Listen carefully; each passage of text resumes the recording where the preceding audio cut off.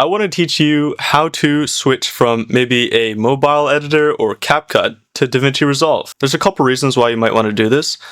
First of all, maybe you can't afford CapCut because it's gotten like outrageously expensive recently. Or maybe you don't want to edit on mobile anymore because you're tired of transferring files over from your computer to mobile just to edit a video. This is also a tutorial for leggy laptops too.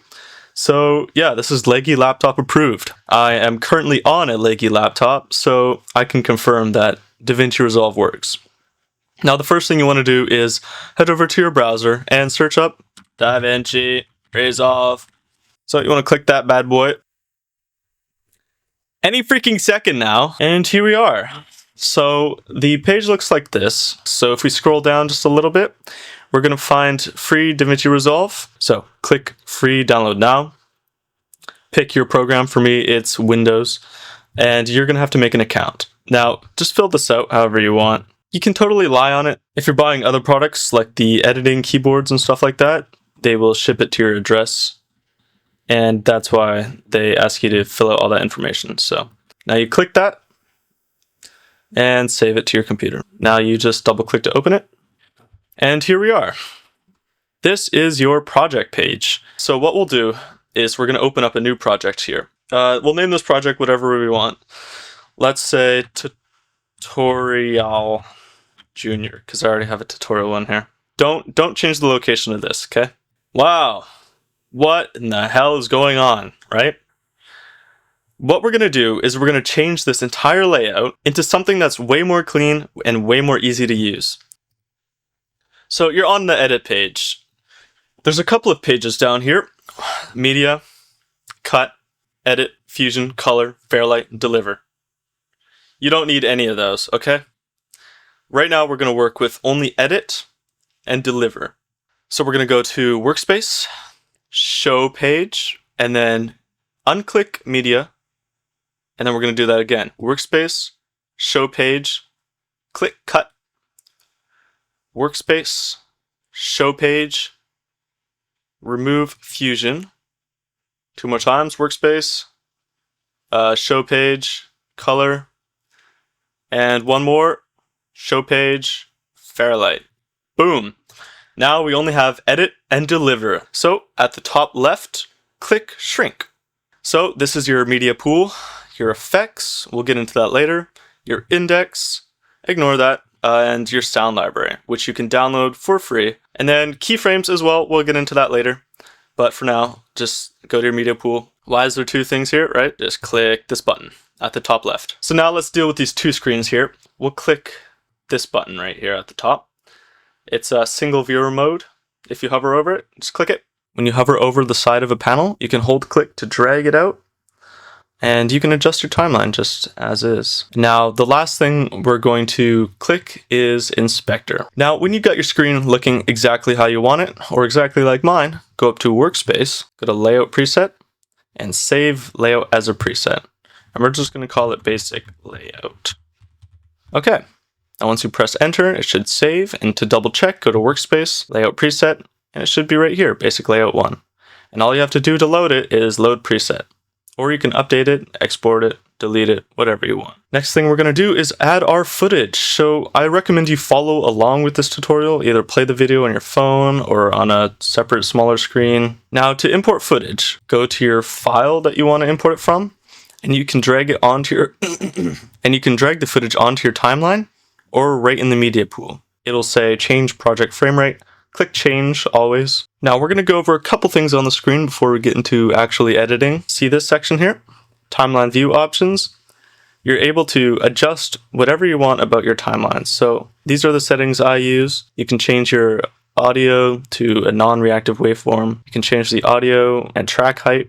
This is your voiceovers button. So if you want to record a voiceover, just click this and you can begin recording whenever you want. At the top here beside media pool is effects. So if you want to add any blurs, fades, text, and stuff like that, ignore index, sound library. You can download it whenever you want. Keyframes will not get into this video either, so just stick on media pool for now.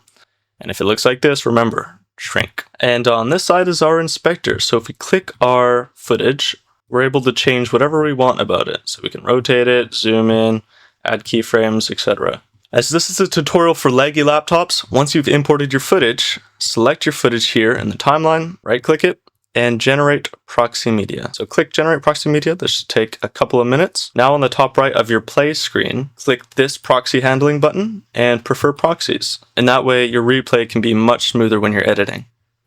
Now if you want to disable proxies, just click this and disable all proxies. Now we can get into the actual editing.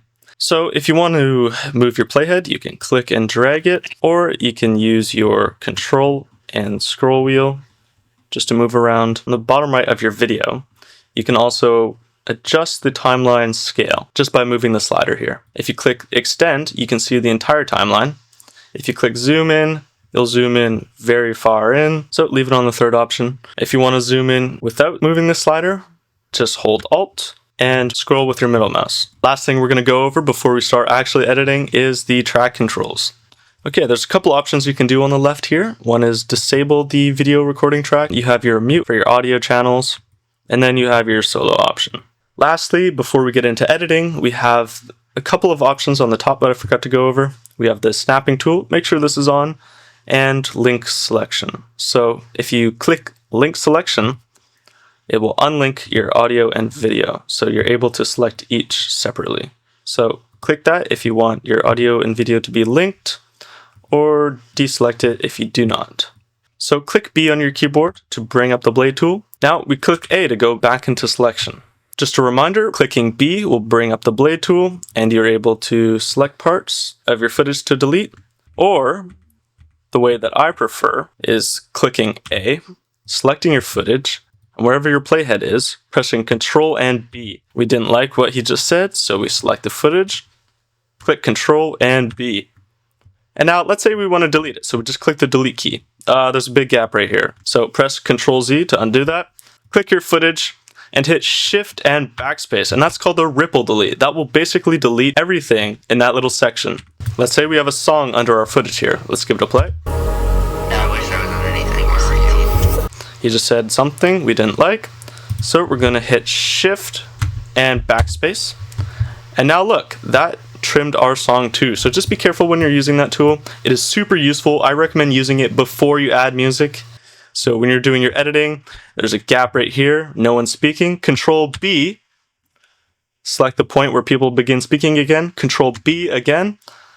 Make sure you click A to get the selector tool up. Select your footage and Shift Delete. Now that will delete the gap for you, and then you can add your music afterwards. Let's say you trim off your footage too early. Hover over the end of your footage and drag it out. That's another option you can do. Now see that white border that pops up? That's how much footage you have left before your footage runs out. If we click our footage, there's a little white marker here. We can click and hold that to drag it out and add in a cool fade effect. This also works with audio too, so if you want to fade out your audio, this white tab here, and fade it in however you want. You can also adjust the circle here to add a little bit of whatever, fancery, but I recommend you just leave it as it is. Now we're going to go over duplicating clips. So click and hold this middle line that divides the audio and the video, drag it up. So we want to copy and paste this section here. So what we do is we click our footage here, Ctrl C and Ctrl V. But it overrode the footage that we copied on. So we just Ctrl Z to undo it. We want to duplicate this footage, but put one above it. What we'll do is click it, hold your Alt key, and drag that footage upwards. And now we have two. And that's just a much easier way to copy video and audio without cutting into your other recordings. So the next thing we're going to do is effects. Let's say we want to add some text here. So we're going to go to Titles, Text Plus, drag it on. You can't drag it onto your footage, but you can drag it above it. You're able to pretty much change whatever you want about it. DaVinci Resolve uses the text that your computer has downloaded on it. So if you want to download more fonts, just go into Google, download a font, and DaVinci Resolve will pick it up automatically. So let's say we want to say Walmart. Now we can change the size of everything in settings by clicking zoom, or we can use the transform tool at the bottom right. So click that, and we're able to twist it, scale it, whatever you want with it. Same goes for footage. You can use your transform tool to move your footage around as well. We can change the color, shape, and everything in the title. So we want it orange. We want the sizing to be big. We want tracking to be very very obnoxiously long. And there we are. You can also use some of the presets that they have. You could use that one, this one, whatever. I'm going to show you how to do a transition. So let's say we copy and paste this. We're going to go to our effects, video transitions. We're going to go with the cross, shove it in the middle there, and this one, whatever. Beautiful. Okay. Yeah, that's the basics of a transition. You cannot add a transition to the end of your footage. So let's say your footage is all the way to its end. You can't add a transition there, so you're going to have to trim it just a little bit to add a transition. And yeah, video over.